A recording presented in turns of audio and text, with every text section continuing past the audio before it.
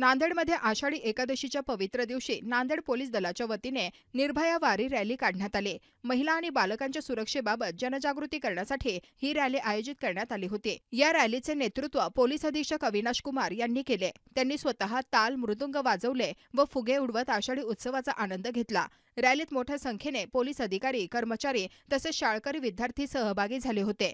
महिला पोलीस कर्मचाऱ्यांनी अभंग गायन करून संपूर्ण वातावरण भक्तिमय केले।